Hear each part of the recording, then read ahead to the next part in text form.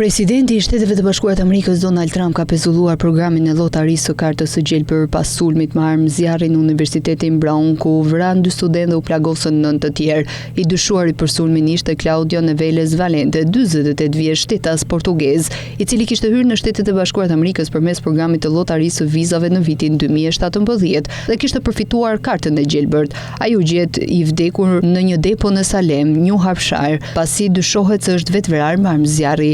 Sekretarja e Sigurisë Kombëtare Kristi Noem ka deklaruar se programi është pezulluar me urdhër të Trumpit për të siguruar që asnjë amerikan tjetër të mos dëmtohet nga ky program. Në fakt, Trump ka tentuar të mbyll skemën e llotarisë që në vitin 2017 pas një sulmi në New York ku vran 8 persona. Autoriteti i atij sulmi, Saifullah Saipov, kishte hyrë gjithashtu në Shtetet e Bashkuara të Amerikës përmes programit të vizave dhe besohet se kishte lidhje me ISIS. Autoritetet amerikane besojnë se Neves Valente është gjithashtu përgjegjës për vrasjen e profesorit të MIT Nuno Gomez Lauriro, 47 vjeç, i cili u qellua për vdekjet në shtëpinë e tij në Brooklyn 2 ditë para sulmit në Brown. Të dy kishin studiuar në të njëjtin universitet në Portogali në fund të viteve 90. Hetuesit arritën të identifikonin të dyshuarin pasi u ndoqën për 6 ditë në disa shtete, duke përdorur pamje kamerash sigurie dhe informacione nga publiku. Një automjet i marrë me qira kishte lidhje me të dyja ngjarje të rënda. Presidenti i Universitetit Brown tha se Nevel Valente kishte qenë student doktoratuar në fizikë në këtë universitet në vitet 2000-2001, por nuk kishte asnjë lidhje aktuale